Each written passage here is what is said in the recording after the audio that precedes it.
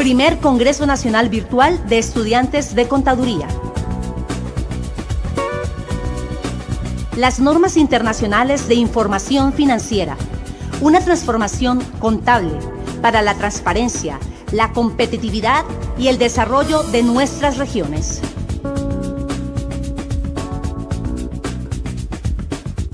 Fundación Universitaria San Martín, Ibagué, Colombia.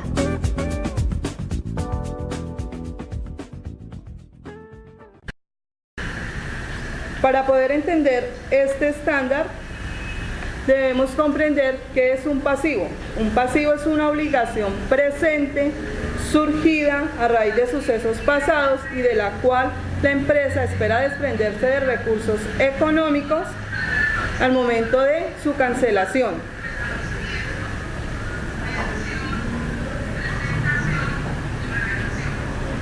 Provisión. La provisión es un pasivo que genera incertidumbre porque no se conoce ni su cuantía ni su valor.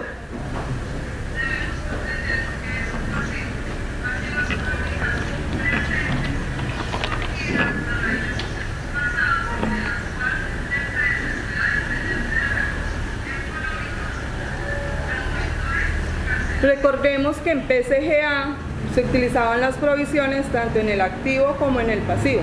Existían provisiones de inventario, provisiones de cartera. Con los nuevos estándares, las nuevas normas internacionales, las provisiones son solamente pasivos. Pasivos contingentes son de dos clases, de obligaciones presentes u obligaciones posibles. Las obligaciones presentes son aquellas surgidas a raíz de sucesos pasados y cuya existencia no es indeterminada y de la cual la empresa no tiene control.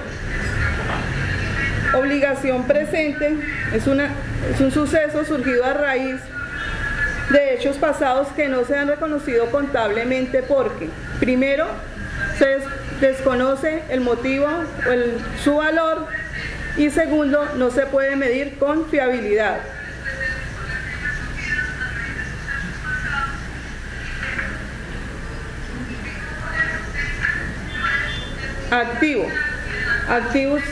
Los activos es un recurso.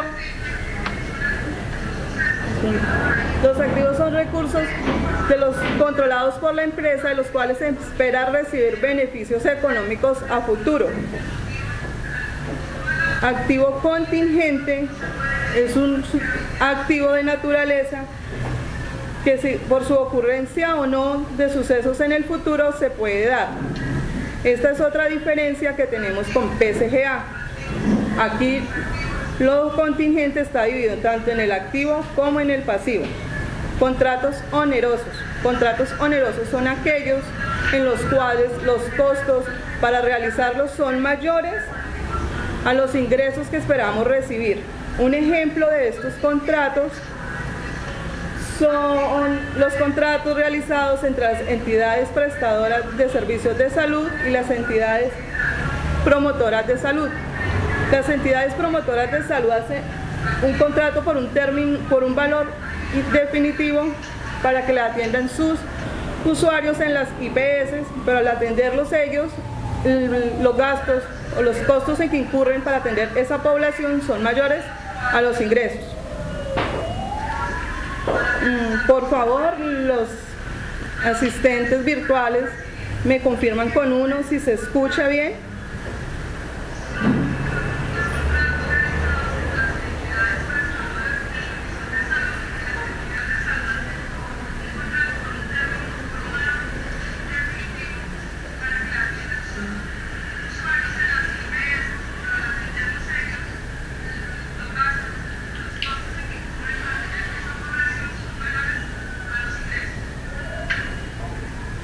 De acuerdo a la dinámica de la IFRS, vamos a ver la primera etapa, que es el reconocimiento.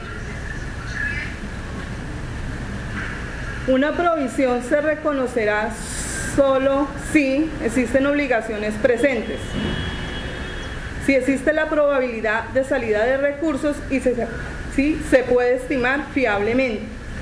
Si se dan estos tres pasos, existe una provisión y se reconoce.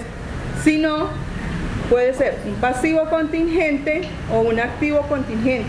Estos no se reconocen en los estados financieros, solamente se dan a conocer en las notas de los estados financieros.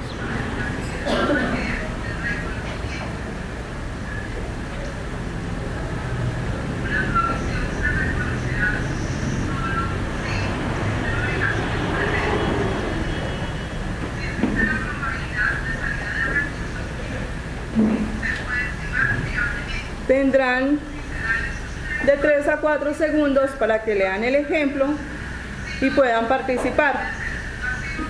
Deseamos que esta exposición sea dinámica, que ustedes, los que están presencial y virtualmente, compartan con nosotros.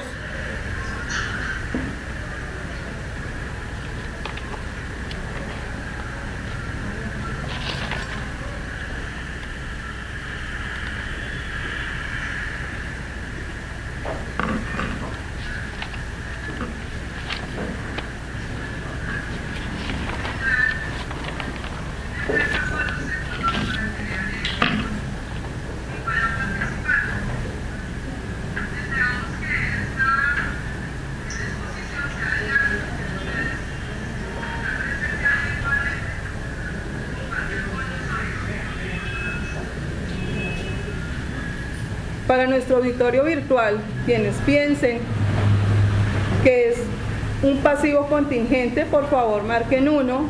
Para quienes piensen que es un activo contingente, por favor marquen 2. Quienes crean que es una provisión, marquen 3. Y ninguna de las anteriores, por favor 4.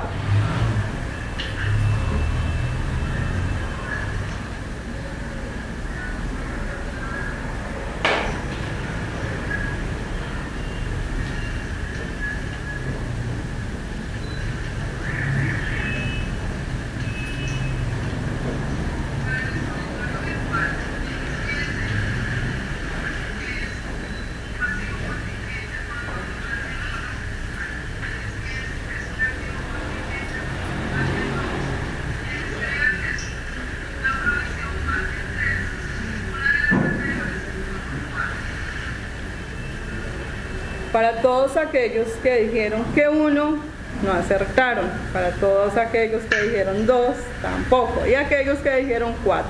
Es la 3, es una provisión. ¿Por qué? Porque la empresa tiene una obligación presente, existe la probabilidad de salida de fondos y se puede estimar el importe de la obligación. A continuación, la etapa 2, medición, los dejo con mi compañera Erika Patiño.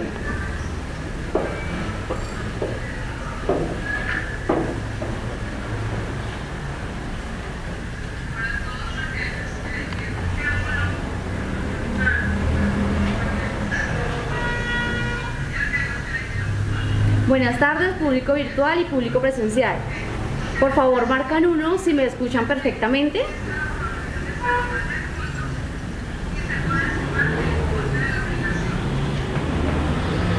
Gracias.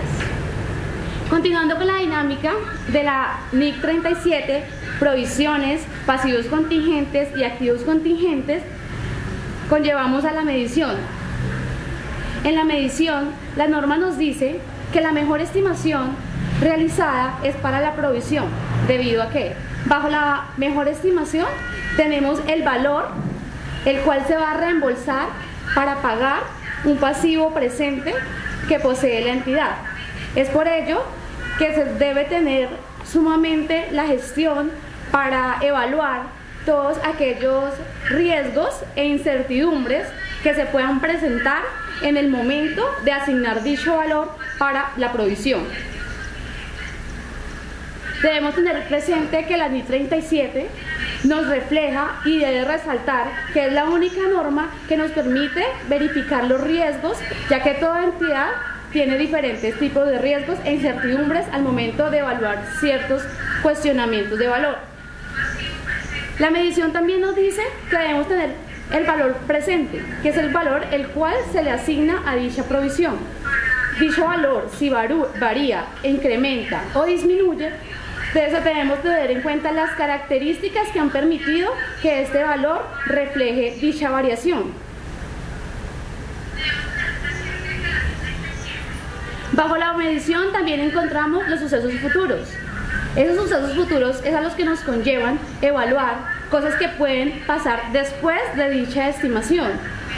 En los reembolsos, tenemos que el valor asignado a la provisión única y exclusivamente se designará a dicho valor, a ser asignado a la provisión, más no a un rubro diferente. Los cambios en los valores de las provisiones deben reflejar el motivo que conllevó a aumentarlo o a disminuirlo. En la medición también nos encontramos con unos contratos onerosos. Esos contratos debemos de clasificarlos de acuerdo a si es un pasivo, el cual se deben desprender de recursos económicos y puedan ser medidos con fiabilidad.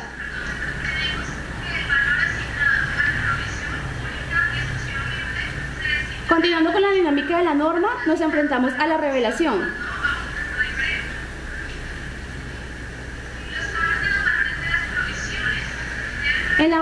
En la revelación encontramos que la provisión se debe registrar su importe en libros, las dotaciones efectuadas, los importes utilizados y los no utilizados, el incremento que se dé durante el periodo y la información sobre los extremos.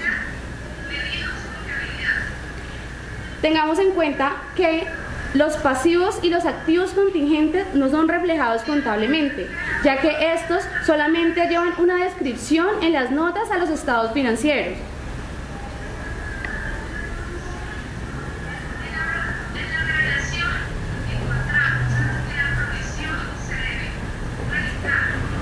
A continuación,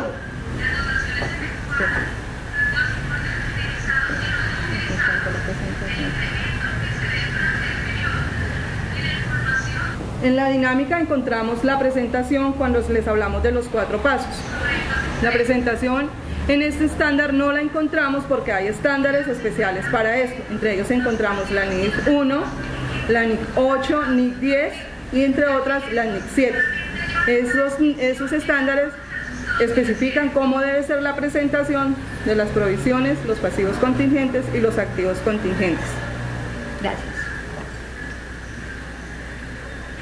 A continuación, vamos a leer unos ejemplos en los cuales deseamos que el público virtual y el presencial puedan participar. Marcando con el número 1, si el ejemplo nos conlleva a una provisión, con el número 2 si nos conlleva a un pasivo contingente o con el número 3 si nos conlleva a un activo contingente. La empresa XYS, productora de repuestos, ofrece una garantía por desperfecto de sus productos vendidos.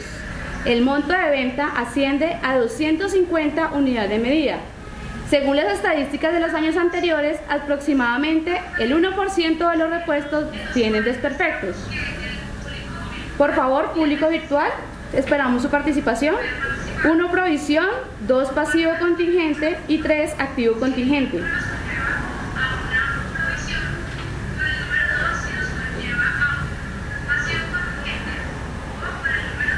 Julián pregunta 3, Cristian que 2, Juan Carlos Hinojosa 1, Israel 1.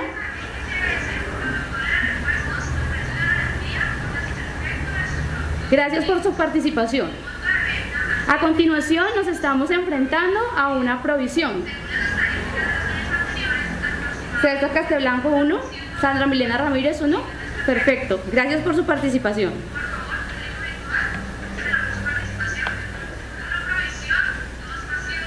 Segundo ejemplo. Un cliente ha colocado una demanda judicial por valor de 30.000 unidades de medida en contra de la empresa, argumentando el incumplimiento del contrato. Igualmente, público virtual, marcar 1 si creen que es una provisión, 2 si creen que es un pasivo contingente o 3 si creen que es un activo contingente. Luis Carlos Cabrillo 2, Mónica Marcela 2, María Eugenia Ramírez 1,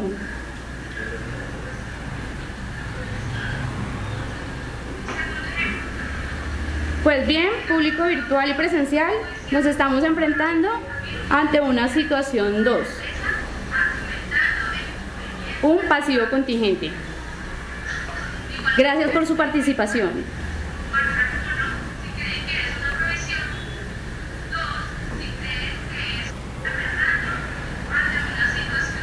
A continuación, exponemos otro ejemplo para que de igual manera el público virtual y presencial permitan su participación y nos digan a qué nos estamos enfrentando. 1, provisión, 2, pasivo contingente y 3, activo contingente. En una demanda colectiva presentada contra una entidad, un grupo de personas busca el resarcimiento por daños y perjuicios a su salud, producto de la contaminación del área cercana, la cual se cree que fue ocasionada por los desechos del proceso productivo de dicha entidad. El hecho de que la entidad sea la razón de la contaminación está en duda, ya que muchas entidades operan en dicha zona con desechos similares y no está claro cuál de ellas es dicho origen. La entidad niega toda infracción, dado que ha tomado recaudos para evitar este tipo de desechos y por ello defiende energéticamente su posición. Sin embargo, la entidad puede estar segura de no haber causado la fuga y el verdadero responsable se dará solo después de realizar muchas pruebas. Los abogados de la entidad esperan que el tribunal emita su fallo dentro de unos 2 años. Si la entidad pierde, es probable que la indemnización sea de entre 27.000 a 30.000 unidades de medida.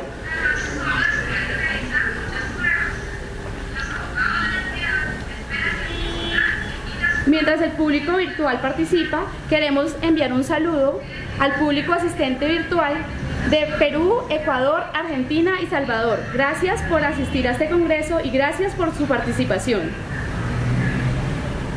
Veíamos en el ejemplo, nos estamos enfrentando a una situación 2, un pasivo contingente. Gracias por su participación.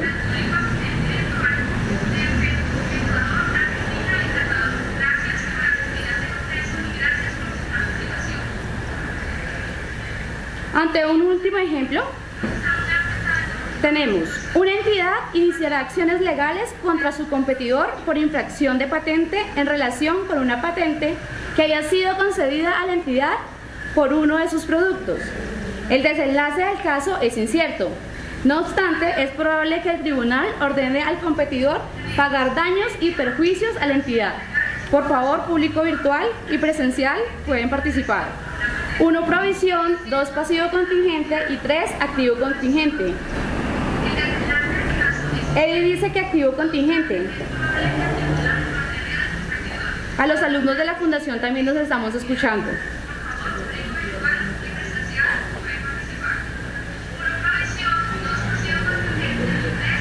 Y 4 puede ser ninguna de las anteriores, ¿no?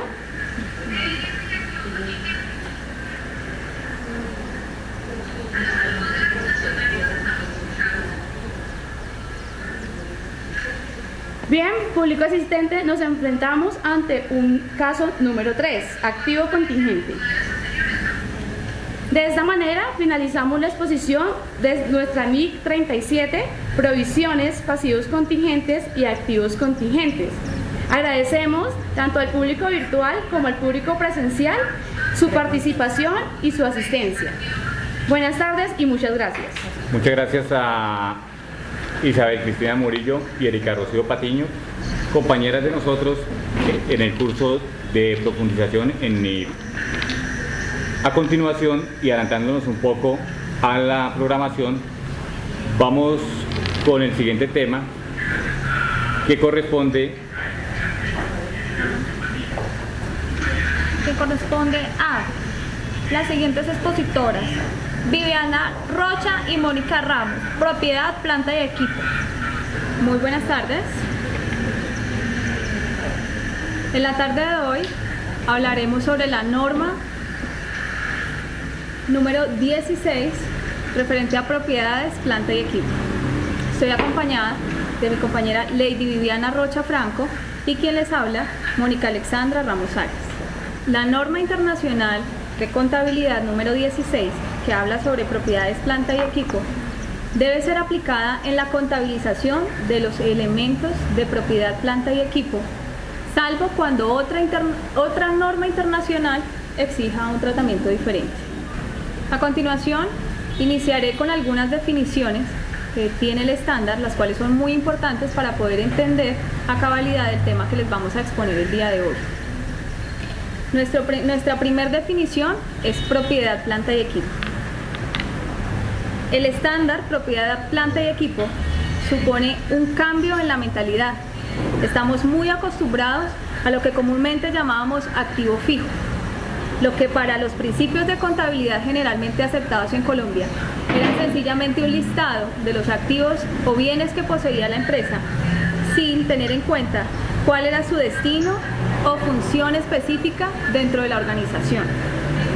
La NIC 16 modifica esta visión y clasifica la propiedad, planta y equipo no solamente por sus características físicas, sino que sí atiende cuál es su destino dentro de la organización y, más importante aún, cómo es la forma en que van a generar flujos de caja como corresponde a un plan contable eminentemente financiero. La NIC 16 ilustra la manera en que se pasa de una única categoría dentro del balance, es decir, antes encontrábamos en el balance un único rubro que se reconocía como propiedad, planta y equipo.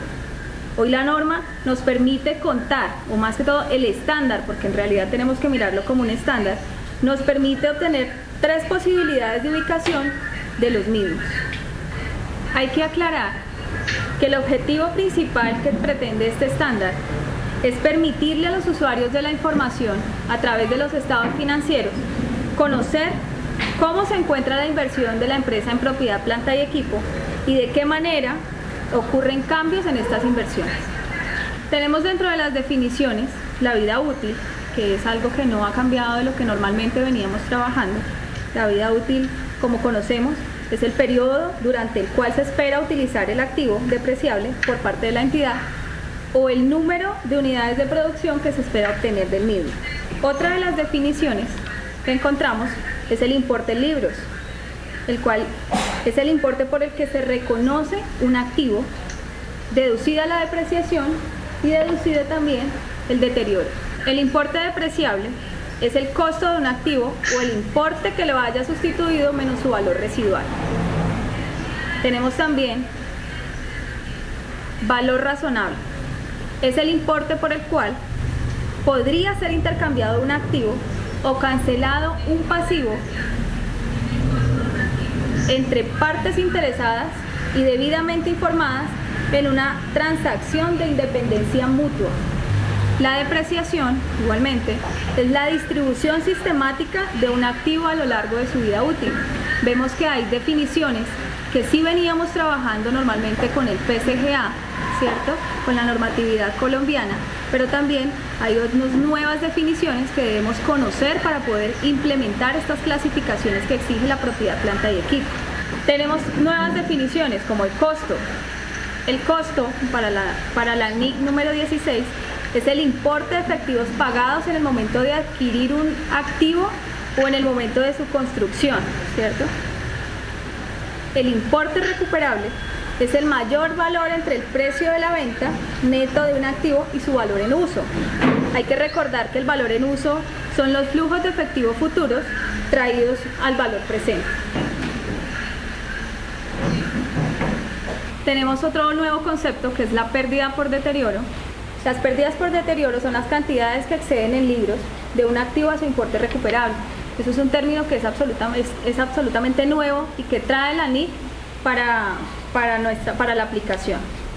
Tenemos por último el valor residual, que es el importe estimado que la entidad podría obtener actualmente por desapropiarse de elementos, de deducir los costos estimados por tal desapropiación si el activo ya hubiera alcanzado la antigüedad y las demás condiciones esperadas al término de su vida útil.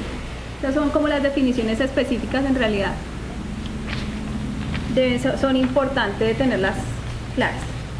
Como venía diciendo, la propiedad, planta y equipo, dentro de la norma internacional de contabilidad número 16, tiene un reconocimiento. ¿Cuándo puede reconocerse un elemento? Cuando sea probable que la entidad obtenga los beneficios económicos futuros derivados del mismo. Esto está dentro del concepto principal, que es el concepto de activo. Esa propiedad, planta y equipo debe garantizar que se obtendrá a través de su uso un beneficio económico futuro. Otra de las características para su reconocimiento es que el costo del elemento puede medirse con fiabilidad. Dentro del reconocimiento de las propiedades planta y equipo tenemos dos tipos de medición: la medición inicial y la medición posterior.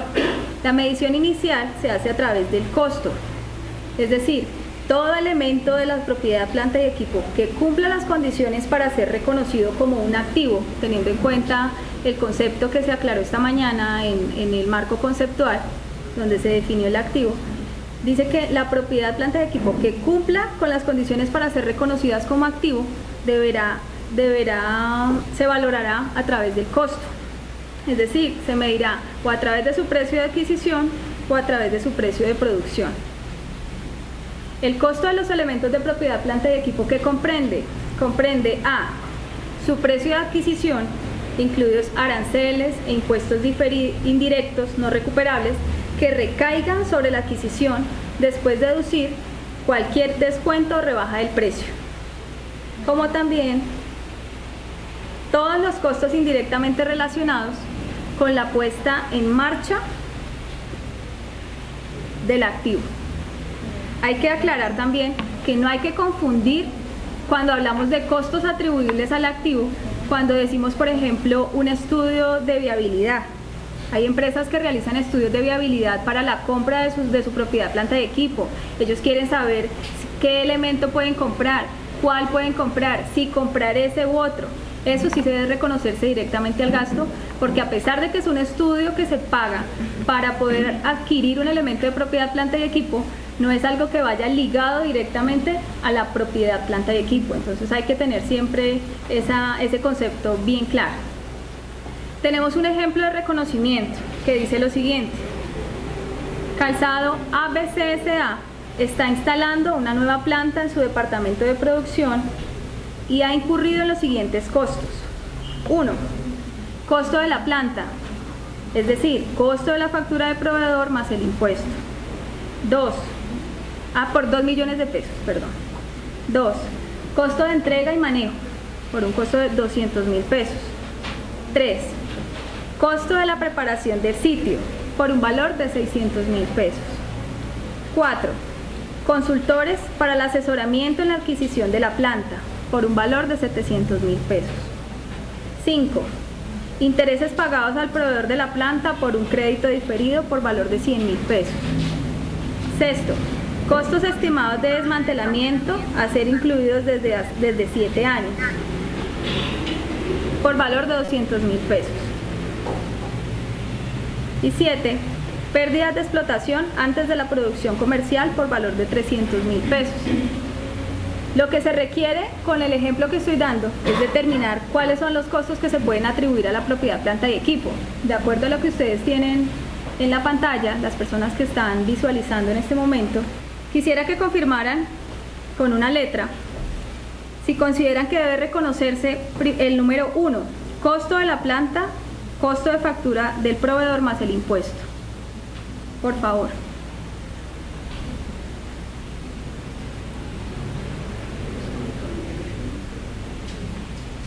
Repito, dentro del ejemplo tenemos unos costos, está clasificado en 7 puntos.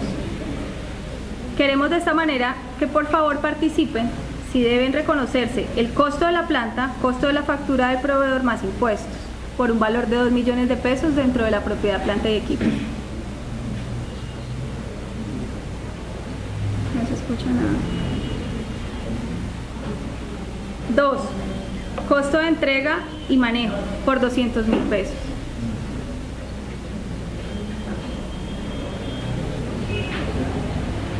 3.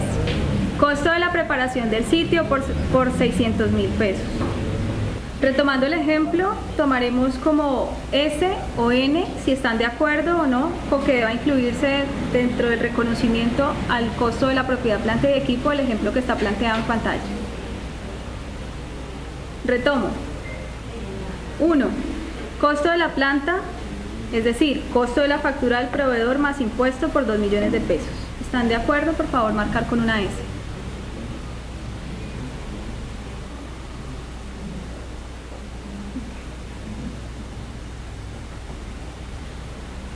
Gracias. Gracias, Jenny Carolina. Rubén Darío. Muchas gracias. Segundo, costos de entrega y manejo por 200.000 pesos. Por favor, marcar con una S.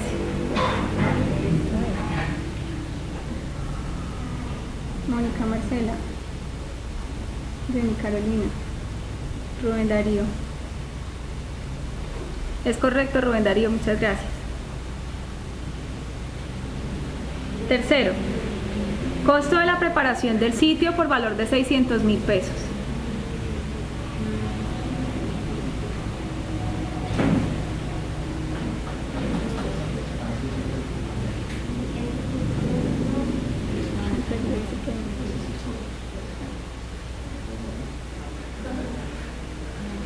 Es correcto, Juan Carlos Leighton, muchas gracias.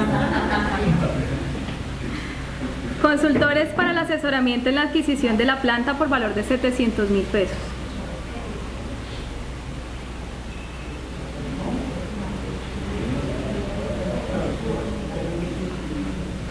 Por favor, marcar con una S o una N para no.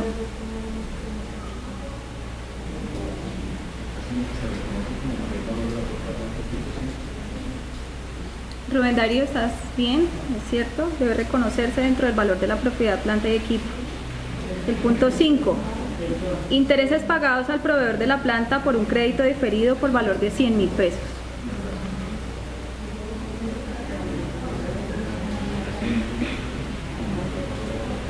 Muchas gracias por la participación del doctor Ángel María Fierro. Es cierto, no debe reconocerse. Sexto. Costos estimados de desmantelamiento a ser incurridos después de 7 años por valor de 200.000 pesos. Mónica Marcela, sí, muchas gracias. ¿Cuáles no fueron reconocidos?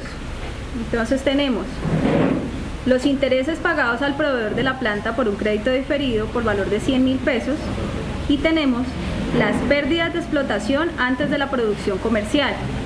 Inicialmente tendríamos un costo total de 4.100.000 pesos y estamos reconociendo 3.700.000 pesos, con una diferencia de 400.000 pesos, la cual debe ir directamente al gasto. A continuación, continuaremos con los tipos de medición. Ya en este caso mi compañera Lady Viviana Rocha les hablará sobre la medición posterior. Les agradezco a todas las personas que están participando activamente en la conferencia. Muchas gracias.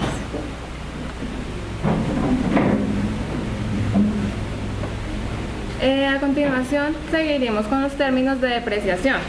Para hablar sobre la depreciación debemos tener claro el concepto de vida útil. Recordemos que es vida útil. La vida útil es el periodo durante el cual se espera utilizar el activo por parte de la entidad, o bien el número de periodos o unidades de producción que se espera obtener de este activo por parte de la entidad. Existen actualmente 3 métodos de depreciación, los cuales son el método de línea recta, el método de saldos decrecientes y el método de unidades de producción. En cuanto a la depreciación es la distribución sistemática del importe depreciable de un activo a lo largo de su vida útil. Una partida de propiedad, planta y equipo se deprecia incluso si el elemento está ocioso. ¿Qué quiere decir que el elemento está ocioso? Es decir, que esta partida clasificada como propiedad, planta y equipo ya están las condiciones previstas para ser usado por la entidad, pero la entidad por X o Y motivo no lo está utilizando. Entonces, ¿qué pasa? No lo está utilizando, puede ser porque no hay un operario para esa máquina en ese momento, pero la maquinaria ya está en condiciones de uso. Este lapso de tiempo, la maquinaria aún así no se está utilizando, se debe depreciar. Sin embargo, una partida de propiedad, planta y equipo que se mantiene como mantenido para la venta individualmente o como un grupo inalienable de elementos no está sometida al proceso de depreciación. ¿Por qué no está sometida si es un elemento de propiedad? Porque deberíamos hacer una reclasificación de este elemento y lo llevaríamos como un activo no corriente mantenido para la venta, el cual lo trataríamos con la IFRS 5, activos no corrientes mantenidos para la venta. Tenemos un ejemplo de depreciación. Por ejemplo, la empresa N compra unos equipos informáticos que sabe que en el lapso de tiempo de 2 años quedarán obsoletos. Entonces, ¿qué pasa? En el momento de comprar, de la adquisición, en el momento de compra de estos equipos informáticos, ya están listos para su uso previsto, es decir, se pueden utilizar inmediatamente. Pero N, la entidad, no decide utilizarlos de una vez, sino 6 meses después. Este lapso de tiempo, estos 6 meses, estos equipos de cómputo se están depreciando, porque no es desde el momento en que se compra el equipo, desde que se inicie, sino desde el momento en que el elemento de propiedad, planta y equipo esté disponible para ser usado en el uso previsto que tenga la entidad. Tenemos un ejemplo de la depreciación. Dice, para un avión de vuela alto SA, que las regulaciones de seguridad requieren que el motor sea reemplazado después de 15.000 horas de vuelo, se estima que el avión volará el siguiente número de horas cada año. En el año 1, 2.000 horas. Para el año 2, 3.500 horas. Para el año 3, 4.500 horas. En el año 4, 2.500 horas. De igual manera en el año 5.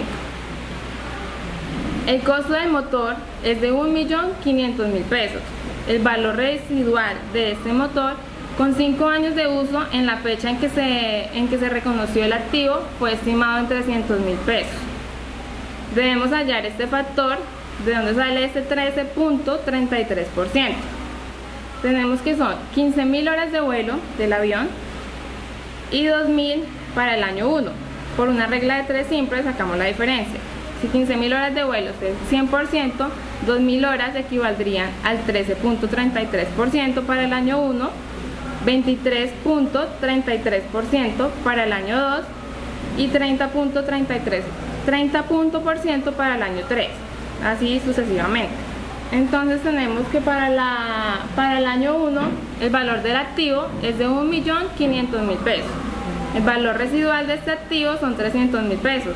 Entonces 1.500.000 menos los 300 nos da un importe en libros de 1.200.000 pesos.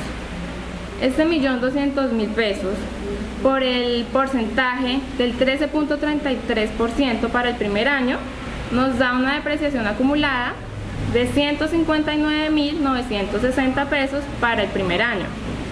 Y así sucesivamente debemos sacarlos con el año 2, con el año 3, con el año 4.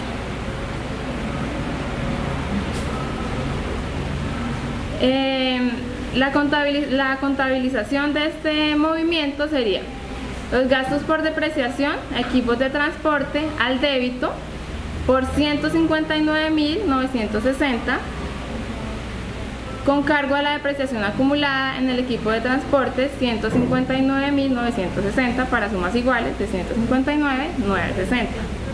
En cuanto a las estimaciones de la vida útil, el valor residual y el método de depreciación de estos elementos de propiedad, planta y equipo, se deben revisar al menos en cada fecha de balance por lo menos una vez por año. Y cualquier cambio en las estimaciones de vida útil o en el método de depreciación se deben contabilizar de forma prospectiva. Tenemos también que cuando un elemento de propiedad, planta y equipo comprende componentes individuales para los cuales son, o sea, un elemento de propiedad, planta y equipo, por ejemplo un barco, cada uno tiene un elemento que tiene una vida útil diferente, entonces estos elementos se deben depreciar de forma separada. En cuanto a la medición posterior al reconocimiento inicial, la NIC 16 permite la utilización de 2 métodos para la medición posterior al reconocimiento inicial. Estos métodos son el método 1, método del costo, y el método 2 es el método de revaluación. Queremos enviarle un saludo muy especial a nuestros participantes virtuales y los que están desconectados desde los diferentes países que nos están escuchando. Para reconocimiento inicial tenemos el método del costo. ¿Qué es el método del costo? Es el costo del bien menos la depreciación acumulada menos las pérdidas por deterioro del valor. Esto es igual al importe en libros del elemento. En cuanto al método de revaluación, tenemos que este método es el valor razonable menos la depreciación acumulada menos las pérdidas por deterioro del valor del activo es igual al importe en libros de estos elementos. En cuanto a las revaluaciones, se harán con suficiente regularidad para asegurar que el importe en libros en todo momento no difiera significativamente del que podría determinarse del valor razonable en el momento del balance, en el momento de las fechas del balance. Cuando se revalúe un elemento de propiedad, planta y equipo, la depreciación acumulada a la fecha de la revaluación puede ser tratada de dos maneras. La depreciación en ese momento puede ser reexpresada o puede ser eliminada. Puede ser reexpresada proporcionalmente al cambio en el importe en libros del activo, de manera que el importe en libros sea igual al valor revaluado de este activo después de la fecha de revaluación, y eliminada contra el importe en libros bruto del activo, de manera que lo que se reexpresa es el valor neto resultante hasta alcanzar el importe revaluado del activo. Esto lo veremos más adelante más claro en un ejemplo para hacerlo un poco más dinámico. Si se revalúa un elemento de propiedad, planta y equipo, se revaluarán también todos los elementos que pertenezcan a esta misma partida. Aquí tenemos un ejemplo. Se posee un activo de propiedad, planta y equipo comprado hace 4 años por valor de 20.000 pesos. Entonces el valor del activo son 20.000 pesos. Se ha venido depreciando linealmente sobre la base de una vida útil de 10 años. Vida útil 10 años y ya lo hemos utilizado durante 4 años. Al cierre del ejercicio del 2012, se opta por utilizar el método del valor razonable como una base de medición. Un tasador independiente cifra en 18.000 pesos el valor razonable de este equipo, de este activo. Supondremos que la revaluación no está sometida a gravamen y que la tasa de impuesto para esta transacción será de un 30%. En la opción A, que sería la reexpresión de la depreciación, tendríamos que el valor contable del activo, el valor inicial del activo, son de 20.000 pesos. La depreciación acumulada es 8.000 pesos. Dijimos que el activo tiene una vida útil de 10 años, ya lo llevamos utilizando 4 años, entonces la depreciación de estos 4 años equivale a 8.000 pesos. El valor razonable del activo, 20 menos 8, valor neto en libros, 20 menos 8, 12.000 pesos. Y el valor razonable del activo es el precio que nos dio el tasador, de 18.000 pesos. Tenemos una diferencia de 6.000, que es la revaluación neta del activo. Debemos ver esos 6.000 pesos a qué porcentaje corresponden del valor neto en libros. Para este caso, es exactamente del 50% del valor neto en libros, que es de 12.000. 6.000 es el equivalente al 50%. El valor razonable es el valor actual del activo. Nosotros tenemos el activo en estos momentos en libros con un precio de 12.000, que son los 20.000 de inicial menos los 8.000 de la depreciación acumulada, 12.000 pesos de valor en libros, ¿sí? Contratamos un perito, un tasador independiente para que nos revalúe este activo, y el criterio de él es que el activo no vale 12.000 como lo tenemos en libros, sino que vale 18.000, ¿sí? Entonces, ese es el valor razonable del activo. Puede ser intercambiado un activo o cancelado un pasivo. El concepto del valor razonable es el valor por el que puede ser intercambiado un activo o cancelado un pasivo entre partes interesadas y debidamente informadas en una transacción libre. Entonces, esta transacción libre es el valor que el tasador nos da de 18.000 pesos. Activo.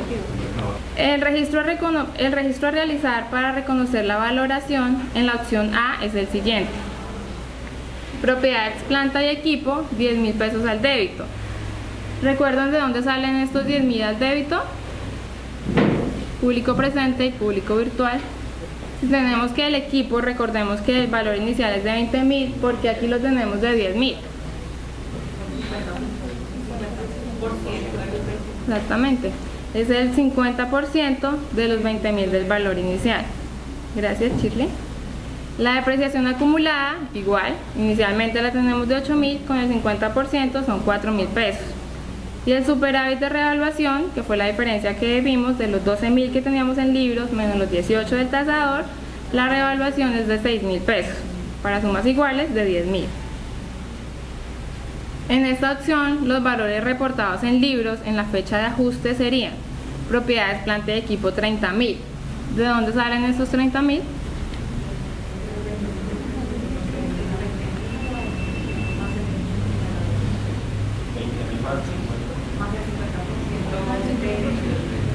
Los 20.000 del valor inicial más los 10.000 del 50%. Esos son los 30.000 de propiedad, planta y equipo. Igual con la depreciación acumulada, 8 más 4 que traemos, 12. Y el valor neto en libros, que ya es el valor revaluado. Hasta ahí sería la opción A, que es la reexpresión de la depreciación acumulada. Si en el caso hipotético de que queramos no reexpresar la depreciación, sino eliminarla, entonces los asientos y los movimientos que deberíamos realizar son los siguientes. La depreciación acumulada la traemos de 8.000 pesos, entonces cancelamos la depreciación por 8.000 y disminuimos el valor de propiedad, planta y equipo en 8.000 pesos al crédito. Recuerdan que al principio dijimos que el 30% de impuestos equivalen a la transacción, 30% de impuestos. Entonces 6.000 del valor revaluado por el 30% nos da 1.800 pesos que llevamos a pasivos por impuestos diferidos, al crédito, y al débito un superávit de revaluación por 1.800. La norma nos dice que cuando se incrementa el importe en libros de un activo, en este caso se incrementó de 12 a 8.000, como consecuencia de una revaluación acumulada, tal aumento se llevará directamente a una cuenta de superávit de revaluación dentro del patrimonio neto. Por tal motivo lo llevamos a un pasivo diferido contra un superávit por revaluación. Los valores reportados en libros en la fecha de ajuste del balance serían propiedad, planta y equipo 18.000, que ya es el valor revaluado, depreciación acumulada 0, porque tomamos la opción B, que es ser eliminada, y el valor neto en libros de 18.000. Como es un cambio en un método de depreciación, debemos tener en cuenta que la depreciación es una estimación y estos cambios se harán de forma prospectiva, es decir, de ahora en adelante. El concepto de propiedad, planta y equipo, llevamos los 6.000 pesos de la revaluación para que aumente de 12.000 que lo teníamos en libros más los 6.000 de la revaluación, llegar al valor revaluado de los 18.000. Y el superávit de revaluación, que es del patrimonio, 6.000 pesos. Quisiera saber si quedó claro el ejemplo del reconocimiento posterior bajo los dos métodos de revaluación. El doctor Juan Carlos Leighton es docente aquí en la Universidad de San Martín. Él fue nuestro director de curso de seminario de profundización, seminario en NIIF, especialista en auditoría externa y revisoría fiscal de la Universidad de Ibagué, especialista en administración de la Universidad de los Andes y obtuvo diplomado en las normas internacionales de información financiera por la Cámara de Comercio de Ibagué. Bueno, buenas tardes nuevamente al público presencial y también entonces a todos los compañeros en Latinoamérica que en este momento nos siguen. Quiero confirmar, pues ya es la dinámica, la disciplina. Si se escucha perfecto y si el audio está bien, entonces escriban por favor el número 1.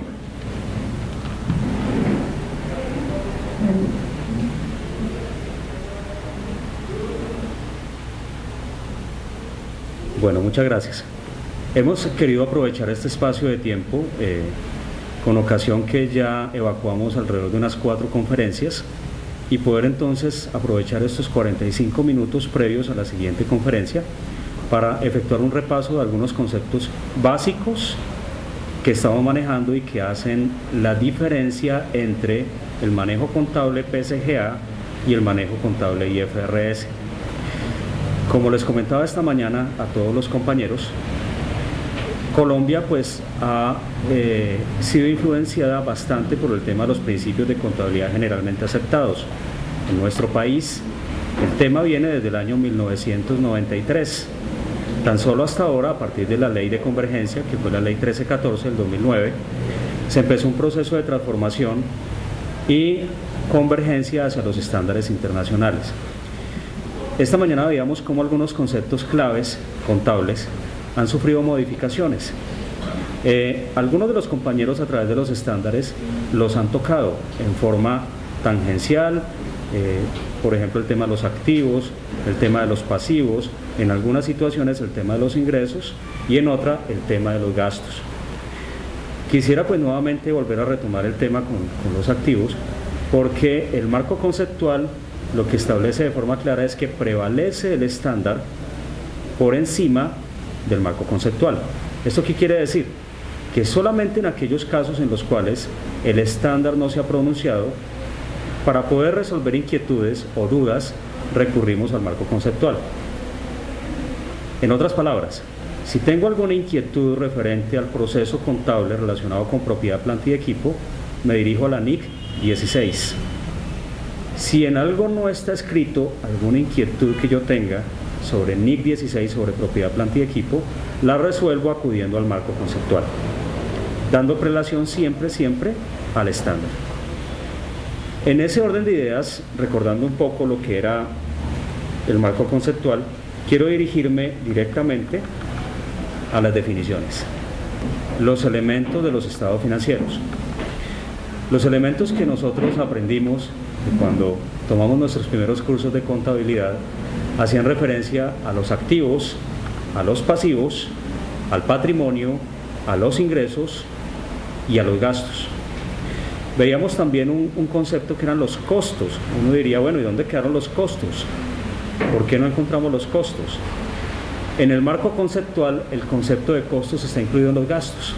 Es decir, allí podremos tener los tradicionales gastos de administración, los gastos de ventas, los gastos financieros, y a su vez pues podemos llamar los costos de producción tradicionales, están inmersos dentro de ese grupo. Algo que tenemos que vencer, y sobre todo acá en el caso colombiano, tiene que ver con los planes únicos de cuenta.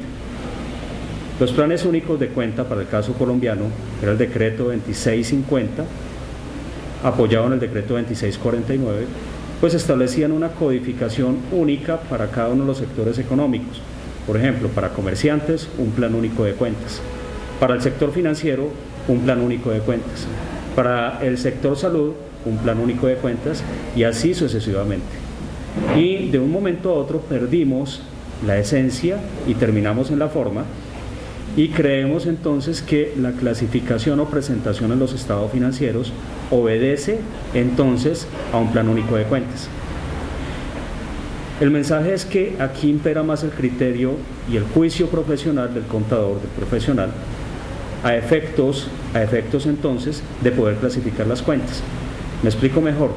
Si en Colombia un código como 11005 significa caja, desde el punto de vista de norma internacional, no propiamente la caja podrá ser entonces un activo corriente, sino que todo dependerá de un análisis que se haga sobre, primero, el estándar específico para el disponible, que podemos encontrar en la NIC número 7, de flujos de efectivo, y aparte de eso entonces aplicaríamos un marco conceptual si constituye o cumple todas las características para ser un activo.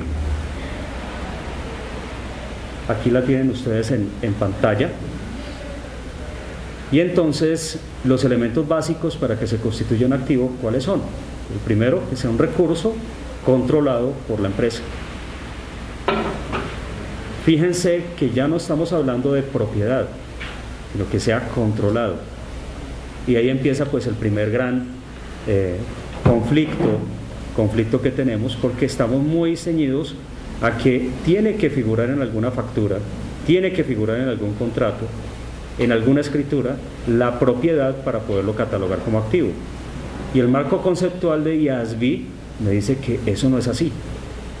La primera condición es que sea un recurso controlado por la empresa.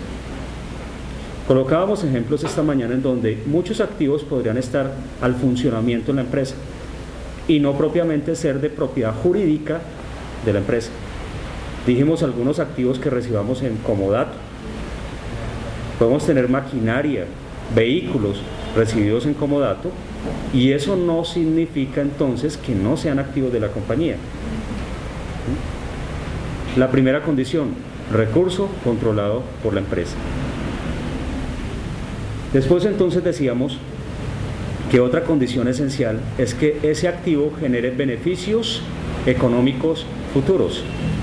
Beneficios económicos futuros. Y es otro concepto que tenemos que tenerlo muy claro al momento de la definición de un activo. Entonces yo como contador digo, alto. Primero decido si reconozco ese recurso como un activo. ¿Cumple con marco conceptual? Miremos, ¿está controlado por la empresa? ¿Sí o no? ¿No está controlado por la empresa? No nos desgastemos. Alto, no es activo. ¿Está controlado por la empresa? Perfecto, sigamos entonces en el árbol de decisiones. Segunda condición, ¿genera beneficios económicos futuros? Si no genera beneficios económicos futuros, tampoco sería un activo, salvo que cumpla con algunas características contenidas en la IFRS 5 o NIIF número 5, donde hablamos de los activos no corrientes mantenidos para la venta. Y ese grupito de activos no corrientes mantenidos para la venta, lo que me dice es, si tienes un activo que a pesar de ser controlado por la empresa no está generando beneficios económicos futuros, tendrías entonces que mirar la posibilidad de ubicarlo como una propiedad de inversión para que genere rentas por arrendamientos, bien sea financieros o por arrendamientos operativos, o en su defecto entonces ubicar un mercado activo en donde tenga un valor razonable para poder disponer finalmente de ese activo y recuperar los recursos para la empresa. En otras palabras, lo que no sirve, que no estorba. Entonces, IFRS 5 nos da un placito para limpiar esos balances. Otra condición especial es que la presencia de ese activo dentro del estado de situación financiera, pues obviamente tiene que obedecer a sucesos pasados. A sucesos pasados. Volvemos otra vez a marco conceptual al referirnos a que la contabilidad registra transacciones. Sí, señor, perfecto, registra transacciones. Pero no solamente transacciones, también registra contratos, también registra riesgos. Con la norma internacional que estábamos viendo ahora, de provisiones y pasivos contingentes y activos contingentes, es el ejemplo específico de medir riesgos. Es el ejemplo específico de medir riesgos, porque no estamos acostumbrados a medir riesgos. Y lo que nos pide el estándar internacional es midamos los riesgos, aprendamos a medir los riesgos. El sector financiero es tal vez uno de los que más adelante va con el tema. Ellos tienen aquí en Colombia, por ejemplo, SARC, que es el Sistema de Administración de Riesgos Crediticios. Y el Sistema de Administración de Riesgos Crediticios lo que hace es que podamos en determinado momento medir variables cualitativas y cuantitativas de la información referente a nuestra cartera. De forma tal que si yo tengo un cliente, muy buena paga, calificado A, excelente, pero está o pertenece a algún sector que está deprimido económicamente, pues hay que reconocer que en algún momento podría existir la posibilidad que el cliente, digamos, se vea afectado por la situación general del sector. Y eso hay que reconocerlo en la contabilidad. Volviendo nuevamente al marco conceptual de los elementos, bueno, quisiera un momento confirmar si lo que yo he dicho está entendido o el público virtual o el presencial tiene alguna pregunta. Estábamos hablando de activos, ¿o está todo perfecto?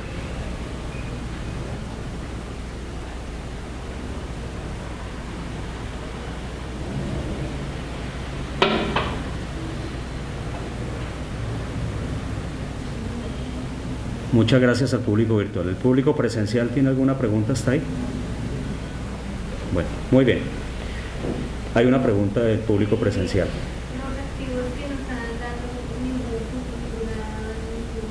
beneficio para la empresa, ¿a dónde se van a La pregunta presencial es: los activos que no están generando ninguna rentabilidad para la empresa, ¿en dónde se presentan? Bueno, en el ordenamiento de los estándares tenemos que algunos estándares obedecen a reconocimiento, medición y revelación de las cifras que componen los estados financieros, pero hay unos estándares específicos para presentación. Les recuerdo que la dinámica IFRS contempla 4 etapas. Reitero: reconocimiento, medición, presentación y revelación. Entonces hay unos estándares específicos que son de presentación.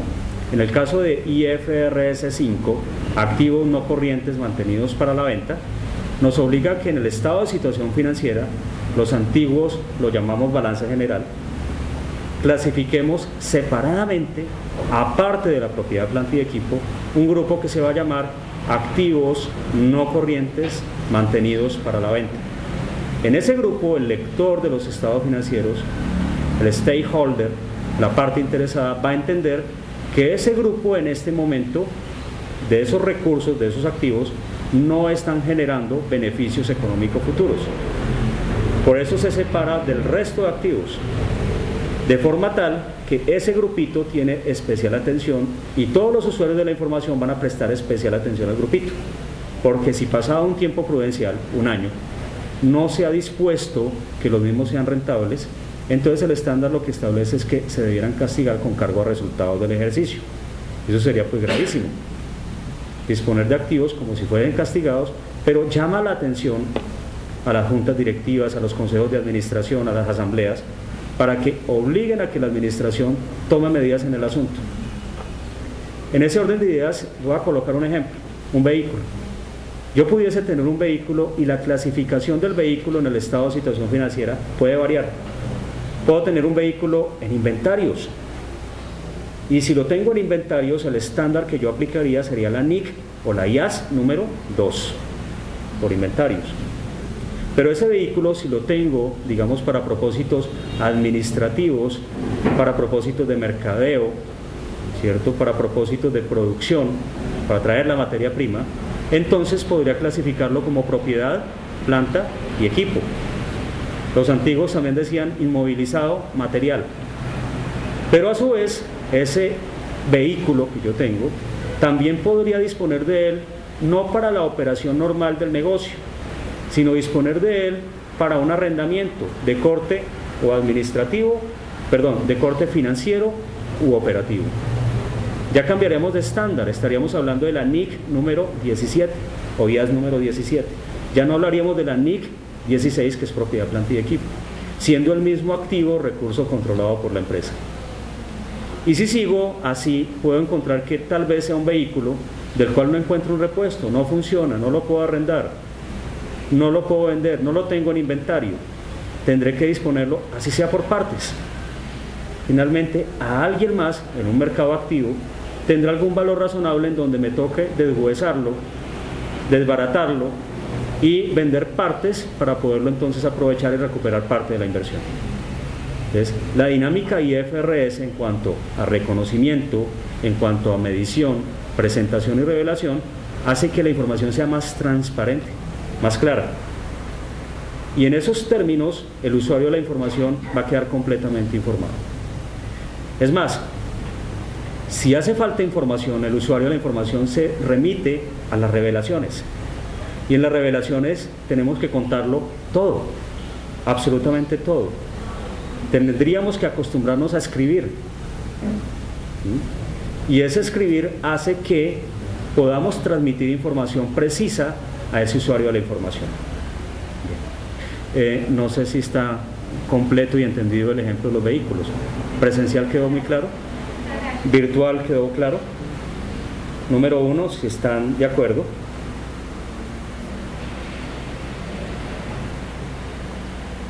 Pasa que yo no veo.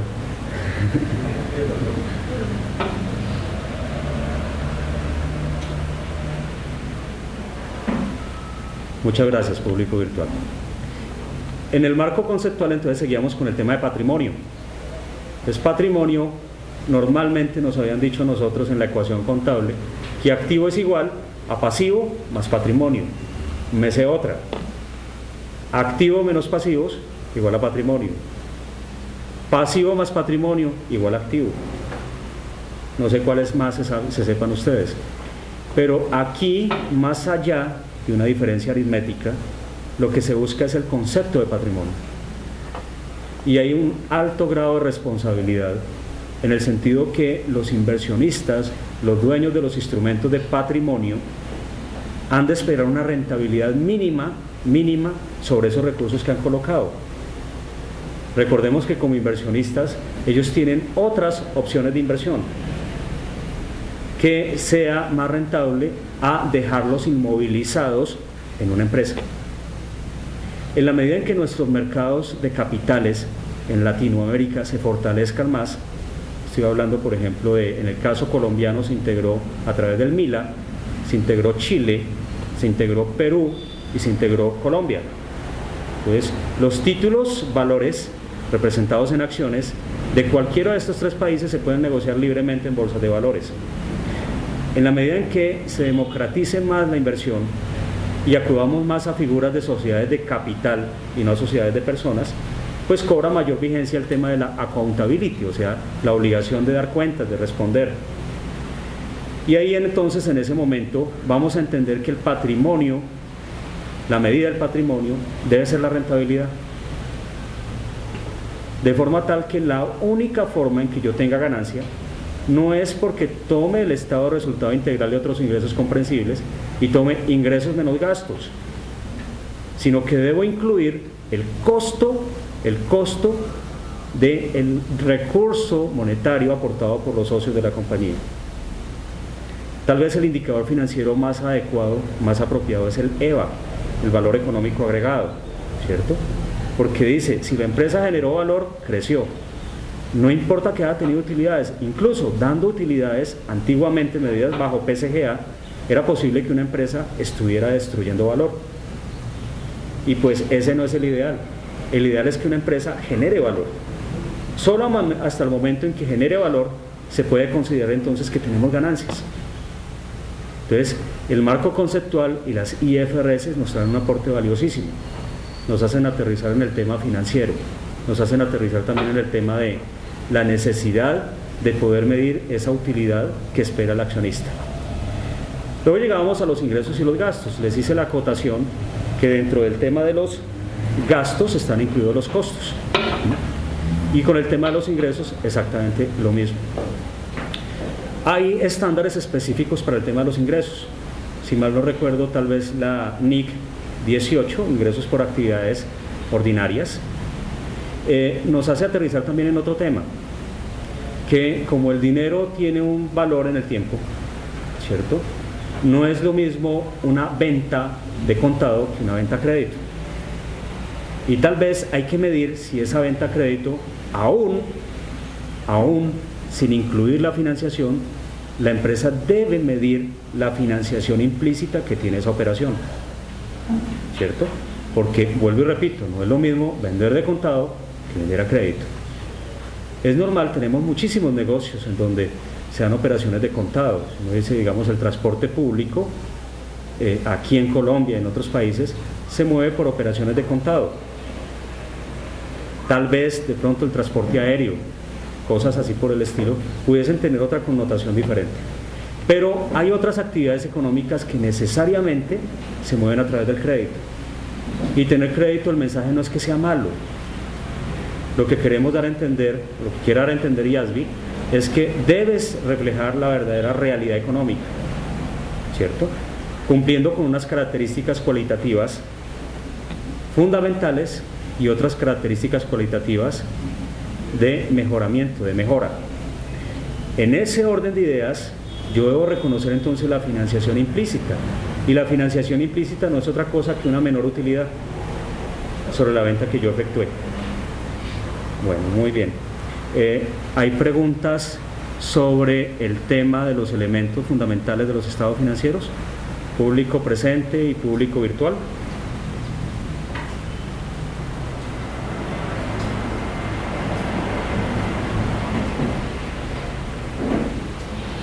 Público presente.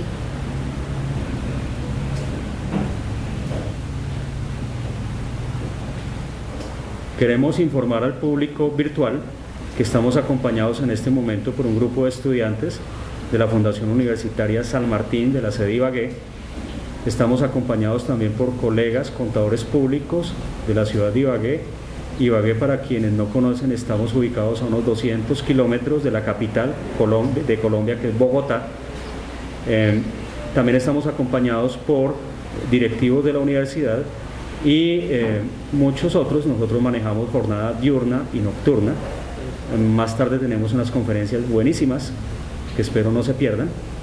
Y también entonces en este momento se está retransmitiendo la conferencia para los demás CAT de la Fundación Universitaria San Martín en el resto del país, acá en Colombia. Muy bien. Otro tema que quisiera comentarles es acerca del reconocimiento. Es que, bueno, yo digo cumplo marco conceptual, primera condición, pero vienen dos condiciones adicionales al momento de decidir si hay un activo o lo debo reconocer como activo. ¿Cuáles son ellas? Cumplo con marco conceptual. La segunda, el elemento puede ser medido con fiabilidad, no es confiable sino fiable. Fiable. Si puede ser medido con fiabilidad, con certeza, con un valor que pueda ser aceptado, que me muestre la transparencia, que cumpla con la cualidad de la relevancia, entonces en ese momento cumplirá una segunda condición. Puede ser medido con fiabilidad. Y la tercera, muy clara, ¿cierto?, hace referencia a la probabilidad de generación de beneficios económicos futuros. Quiero saltarme un poco y colocarles, digamos, en comentario lo que podría suceder con los intangibles. En muchas organizaciones se generan intangibles. Han costado recursos económicos en el pasado. Por ejemplo, el tema de los gastos de investigación y desarrollo. Para poder desarrollar un nuevo producto muchas veces pasan años, muchos años, 5, 10 años, 15 años, durante los cuales hay que incurrir en una cantidad de gastos y la empresa, la organización finalmente no sabe si el proyecto va a ser exitoso o no. Pero si no investigo, tal vez no podría innovar o tal vez no podría generar nuevas soluciones para el mercado. Antiguamente se consideraba bajo PCGA que estos valores podrían ser activados. En Colombia era muy dado utilizar los cargos diferidos, ¿cierto?, gastos de investigación, y permanecían muchísimo tiempo haciendo parte del balance del estado de situación financiera. Lo que nos dice el estándar es que no cumple ni con marco conceptual, porque como no tenemos la certeza de generación de beneficios económicos futuros, y es más, ni siquiera los podemos medir, entonces no son activos. Todos esos gastos, como bien se dice, pues deben ser llevados con cargo a resultados del ejercicio. No hay de otro. Entonces no podríamos inflar las cifras de los estados financieros incluyendo este tipo de conceptos. Ya en una etapa, digamos, de desarrollo, la cosa cambia, porque en una etapa de desarrollo es probado el producto, ¿cierto? Tenemos certeza de la posibilidad de comercialización, tal vez estamos generando prototipos o modelos económicos ya para sacarlos al mercado. Entonces, la cosa cambia porque sí hay probabilidad de generación de beneficios económicos futuros, al igual que poder ser medidos con fiabilidad. La segunda etapa hace referencia, después del reconocimiento, hace referencia a la medición. Siempre en todos los estándares vamos a encontrar entonces una medición inicial y una medición posterior. Así como en el reconocimiento tenemos reconocimiento inicial, también existe el reconocimiento posterior. En la medición inicial, por lo regular, en la mayor parte de los estándares, la medición inicial se hace al costo histórico que nosotros conocemos. Pero la cosa cambia sustancialmente cuando llegamos a la medición posterior, porque en la medición posterior aparecen muchísimos nuevos conceptos. Entonces, estamos muy acostumbrados entonces al tema del costo histórico, pero hay otros: el costo corriente, el valor realizable, el valor actual y el valor razonable. Para traerles a colación un ejemplo, con la NIC número 2 de inventarios, me dice que la medición inicial se efectúa al costo. Y dentro del valor del costo hacen parte muchísimos conceptos, ¿no? Tal vez los fletes, tal vez algunos gastos o costos de importación. Habría que mirar el tema de los Incoterms, ¿cierto?, que son los términos de negociación internacional, para saber en qué momento la mercancía es mía. Si es en el puerto de embarque, si es en el puerto de destino, en qué momento asumo yo los riesgos y beneficios y ventajas relativas al inventario. Porque a partir de ese momento yo lo debo registrar como inventario mío, como un elemento de los activos. Pero en una medición posterior a los inventarios, dice el estándar que yo debo calcular el valor neto de realización y contrastar el costo histórico versus el valor neto de realización. Y en ese momento del contraste, si el valor neto de realización es inferior al costo, debo efectuar un ajuste. Y el ajuste necesariamente es disminuyendo el valor de los inventarios. Así no los haya vendido. Pero si el caso es al contrario, que el valor neto de realización es superior al valor en libros, pues lo que supondría es que tangencialmente, entre comillas, estaríamos ganando plata. Pero yo no puedo anticipar una utilidad de lo cual yo no he vendido. Entonces estaría allá quietecito. Pero si el caso contrario, a pesar de no haberlos vendido, si al día siguiente de haber adquirido el inventario, su valor neto de realización baja, inmediatamente yo debo reconocer esas pérdidas. Eso tiene un concepto contable que se llama el deterioro, pero en este estándar específico de inventario se mide por el valor neto de realización. También disertábamos esta mañana sobre el concepto del valor razonable. Parte de la discusión entre las US GAAP, que son los estándares norteamericanos, y los estándares europeos e internacionales del IFRS, se centra en el tema del valor razonable, en el fair value, en el valor justo. Y no es por colocar un valor o el de mejor apreciación, sino que realmente el IFRS 13, que habla de valor razonable, establece unos criterios, unos niveles de decisión. Entonces, a primera vista pareciese que es el valor de mercado, pero no lo es. Colocábamos un ejemplo que era con el tema de los vehículos. En Colombia hay una revista especializada sobre vehículos que se llama la revista Motor. Esta revista circula con el periódico El Tiempo, uno de los periódicos de mayor circulación en Colombia, y allí se establecen precios de vehículos nuevos y vehículos usados, y de acuerdo a la edad o la fecha, el modelo, pues tendrán unos valores diferentes. Eso no es valor razonable, es un precio de referencia. Pero un valor razonable necesita la concurrencia en un mercado activo de partes interesadas en vender y partes interesadas en comprar. Muchas veces ese mercado activo es transnacional.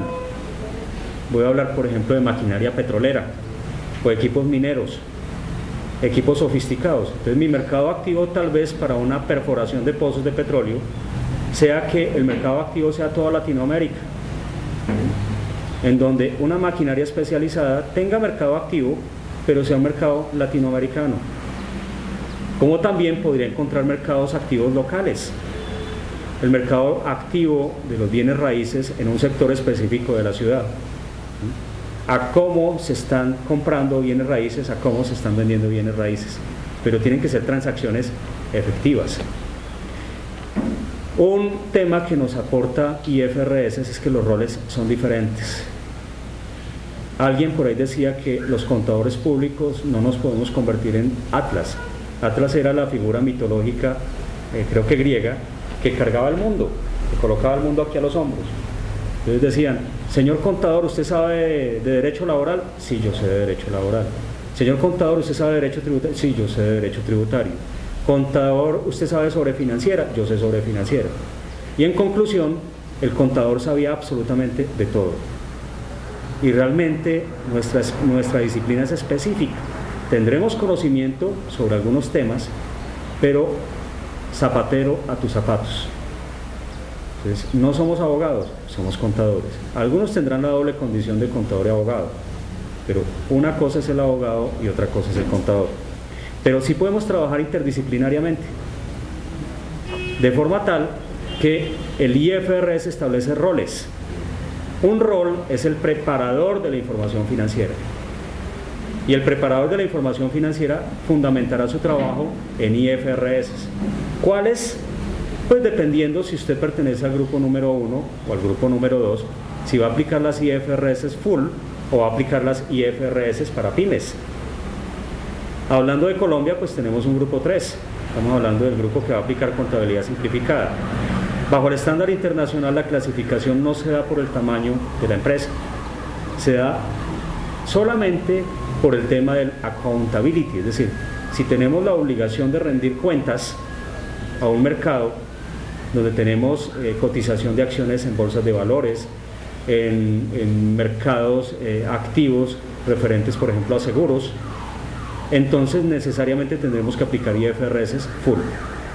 En Colombia, pues se ha estimado, pienso tal vez, si no me equivoco, empresas de más de 17.000 millones de pesos de activos hoy tendría que estar aplicando IFRS 1 y a partir de enero 1 del año 2014. Para el caso de las pymes en Colombia, la obligatoriedad de balance de apertura va a ser a enero 1 del año 2015. Entonces todavía tendríamos un poquito más de tiempo para prepararnos. Vale la pena entonces la invitación para que los días jueves, creo que son cada 15 días, en el grupo virtual de NIF para pymes, que maneja el doctor Fierro, el doctor Caballero desde Santa Marta, entonces todos los jueves a las 6 de la tarde, mediante este mismo mecanismo virtual, pues hay conferencias, tenemos conferencistas de Venezuela, tenemos conferencistas del Ecuador, colombianos, todos que lo hacen por amor a la profesión, por difundir un conocimiento, y es completamente gratuito. Entonces podemos participar de esas conferencias y es una labor bastante loable, es entregar sin esperar nada a cambio. No sé si de tanto trillar sobre estos temas pues nos ha quedado un mensaje sobre lo que son los cambios en las NIF versus PSGA. Entonces, como ustedes no pueden marcar uno, levantar la mano uno si sí o dejarla bajito si no. Entonces, si no levantaron la mano significa que no. Uno arriba sí. Vamos a recordar por último, nos quedan 10 minutos antes de la siguiente conferencia y pues excusándome y pidiéndole disculpas por aguantarme tanto tiempo, son las hipótesis fundamentales. Son dos: el principio o la hipótesis fundamental del devengo y la hipótesis fundamental del negocio en marcha. Para colocarlo más práctico, significa entonces, y la tenemos en pantalla, sobre todo hago especial énfasis en negocio en marcha, porque las IFRS no están dadas para empresas en liquidación. Tan pronto yo tenga alguna causal de liquidación, inmediatamente yo debo suspender la aplicación de IFRS y tendré que aplicar bases de medición referentes a empresas en liquidación. Acabamos de ver un estándar que era de la NIC 16, propiedad, planta y equipo, en donde me dan la alternativa, o el costo histórico o el método de revaluación, y el método de revaluación se centra en el valor razonable. Pero si yo vengo aplicando valor razonable y estoy hablando de alguna maquinaria en especial que tenga un valor especial en el mercado activo, que sea superior a ese costo histórico, o tal vez que me genere un deterioro porque tiene un valor, tan pronto mi empresa, mi organización entre en un proceso de liquidación, debo suspender la aplicación de las IFRS y tendré que aplicar bases comprensibles que me lleven entonces a una liquidación. Entonces, siempre las IFRS son para negocios en marcha. La segunda, entonces, la del devengo, la que más conocemos nosotros, del principio de causación. Entonces, aquí nos da un espaldarazo. Las transacciones así no implican de efectivo. En esta situación estamos hablando de efectivo y en el otro es el valor, que yo lo puedo cambiar, pero de acuerdo a unos estándares. Es que el concepto UGE es unidad del efectivo. Sí, señor, de la IFR. Señor. Aclárate eso. Y el otro es un concepto más de corte económico. Sí, señor. La UGRS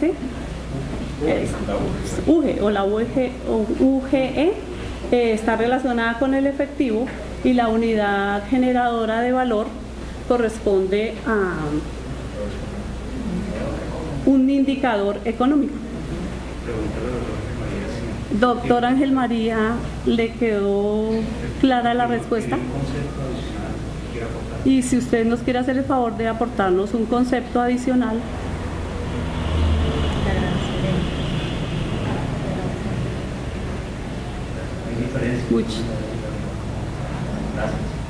Muchas gracias, doctor, muy formal. Muchas gracias, público virtual, muchas gracias, público presencial.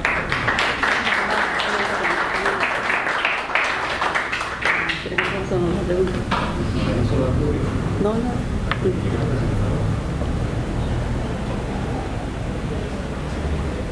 El complemento, la unidad generadora de efectivos para agrupar activos. El doctor Fierro dice que la unidad generadora de efectivo es para agrupar activos y la generadora... Ahí ya le faltó de valor. Sí, y la de valor, sí. Y la generadora es para hacer evaluación financiera. Ay, no alcanzo a leer. Se me confunden las dos. Se me confunden las dos. Es un concepto netamente contable. La UG es un concepto netamente contable de la IFRS.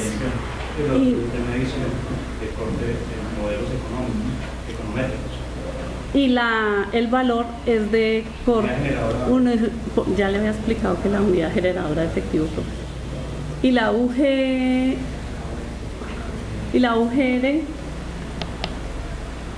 unidad generadora de efectivo.